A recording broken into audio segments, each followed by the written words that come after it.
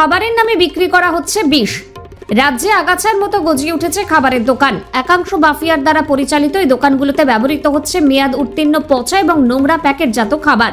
এমনই একটি দোকানে মেয়াদ উত্তীর্ণ এবং পচা খাবার রাখার অভিযোগের সত্যতা পেয়ে বিশালগড়ের মায়া বেকারি নামে একটি কেকের দোকানকে বন্ধ করে দিল বিশালগড় মহকুমা প্রশাসন।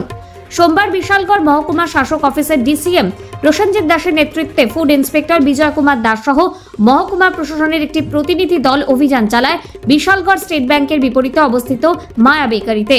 অভিযানে দোকানে প্যাকেটজাত মেয়াদ উত্তীর্ণ খাবার সহ অন্যান্য অনিয়ম থাকার বিষয়টি নজরে আসে প্রশাসনিক আধিকারিকদের।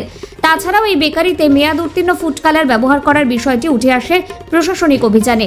এরপর দোকানের শাটার নামিয়ে দোকান বন্ধ করে দেওয়া হয় প্রশাসনের তরফে। গোটা বিষয়ে খাদ্য দপ্তর একটি মামলা নথিভুক্ত হয় দোকান মালিকের বিরুদ্ধে বলে জানিয়েছেন ডিসিএম প্রসেনজিৎ দাস।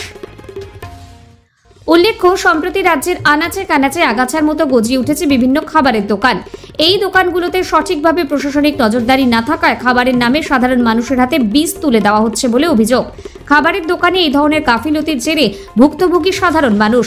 এখন দেখা যাক খাবারের নামে বিষ বিক্রি করা এই বেকারির বিরুদ্ধে কি পদক্ষেপ গ্রহণ করে খাদ্য দপ্তর। Bureau report, news UNI. কালকে যে একটা খবরের জেরে আপনারা আজকে আসলেন, কি দেখলেন স্যার?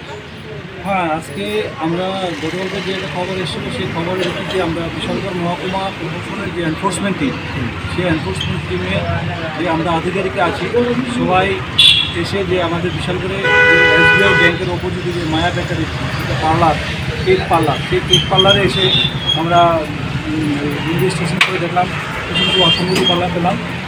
তাদের পার্লারের কাগজপত্র জেলা সে জায়গাতে কাগজপত্র যেটাগুলো এফএসএসি লাইসেন্স যেটা থাকার কথা সেখানে এখানে বিশালগড়ের যেটা থাকার কথা সেটা নাই। সেটা তারা বলছে যে তাদের এটা আমতলি সেখানে আরেকটা আছে, সেখানে আগরতলা ওয়েস্ট ডিস্ট্রিক্টের আন্ডারে। তো আমরা সেই নিরিখে তাদের জিনিসপত্র সবগুলো চেক করে যে এক্সপায়ারি ফুড যে কালার ইউজ করা সেগুলো এক্সপায়ারি করে না, এগুলো আমরা সিজ করেছি। হ্যাঁ, তারপরে আমরা এখানে তাদেরকে যে সিঙ্গেল ইউজ প্লাস্টিক ব্যাগের জন্য আমরা বরাবরই প্রশাসন থেকে বলে আসছি তাদেরকে এখানে সিঙ্গেল ইউজ প্লাস্টিক ক্যারি বের করলাম, তার জন্য তাদেরকে 5,000 টাকা ফাইন ইম্পোজ করা হয়েছে।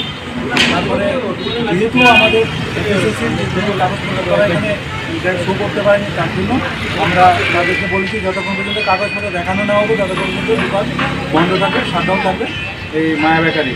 তারপর কাগজপত্র দেবেন, তারপরে আইন অনুযায়ী তাদের ব্যবস্থা নেওয়া হবে। এখন কি স্যার বন্ধ আছে দোকান? তারপরে তাদের যে এখন আপাতত বন্ধ আছে, তারপর তাদের যে ম্যানুফ্যাকচারিং যে ইয়েগুলো আছে সেগুলো প্রোডাক্ট ম্যানুফ্যাকচারিং যে কেক এবং বিভিন্ন মানে বিস্কিট জাতীয় প্রোডাক্টের যে ডেট অফ ম্যানুফ্যাকচার ভিজিবল না, সেগুলো আমাদের গ্রাহকরা প্রতিনিয়ত কমপ্লেন করে থাকে আমাদের কাছে।